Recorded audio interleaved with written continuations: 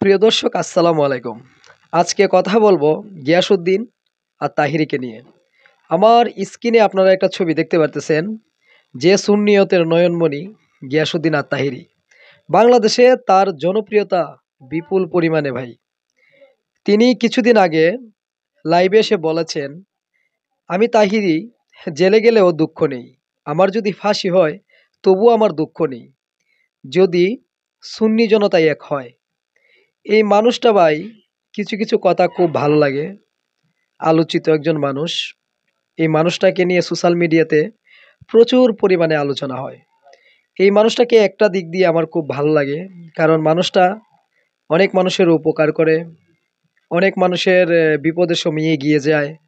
এরকম আমরা দেখি, মানব সেবা করে। সেক্ষেত্রে আমি বলবো যে তিনি যে কথাটা বলেছেন, আমি তাহিরি জেলে গেলেও দুঃখ নাই, আমার যদি ফাঁসি হয় তবুও আমার দুঃখ নাই, যদি সুন্নি জনতা এক হয়। তিনি এইটাই বোঝাতে চেয়েছেন, ইসলাম ধর্মের মাঝে বিভিন্ন মানে যে দলগুলো আছে, যারা আলাদা আলাদাভাবে থাকতে চায়, তাদেরকে তিনি বলেছেন যে ভাই, একসাথে বসেন, একত্রিত হই। প্রয়োজনে আপনি আমাকে বুঝিয়ে আপনার দলে নিয়ে যান, না হলে আমাকে বুঝিয়ে আপনার দলে নিয়ে যান, না হলে আপনি বুঝে আমার দলে আসেন। তিনি কিন্তু সুন্দর একটি কথা বলেছেন ভাই।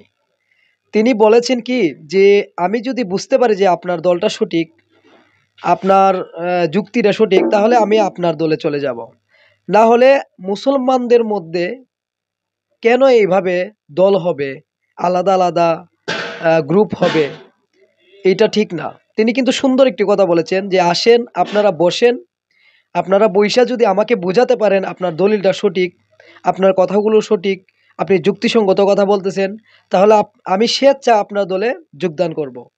আর না হলে আমি যদি আপনাকে বুঝাতে পারি যে আপনি ভুল চলাফেরা করতেছেন, ভুল কথাবার্তা বলতেছেন, ভুল যুক্তি দিচ্ছেন, তাহলে আমি যদি আপনাকে বুঝাতে পারি, আপনি আমার দলে চলে আসবেন। প্রিয় দর্শক, এই মানুষটার কথাটা কতটুকু যুক্তিসঙ্গত এবং কতটুকু ধার্মিক এবং ভালো, অবশ্যই আপনারা আমার কমেন্ট বক্সে কমেন্ট করে জানাবেন। ইদানিং আমরা শুনেছি গিয়াসউদ্দিন আর তাহিরের নামে মিথ্যা মামলা হয়েছে ভাই, আবার তিনি জামিনও পেয়ে গেছেন। আমি এইটা বুঝতে পারি না যে এই মানুষটার উপরে এত হামলা, এত মামলা, এসব কেন?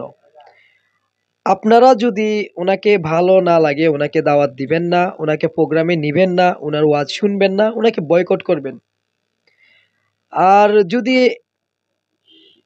আপনারা ওনাকে বয়কট করবেন, তাতে তো কোনো সমস্যা নাই। বয়কট না করে এই মানুষটাকে আপনারা মেরে ফেলতে চান।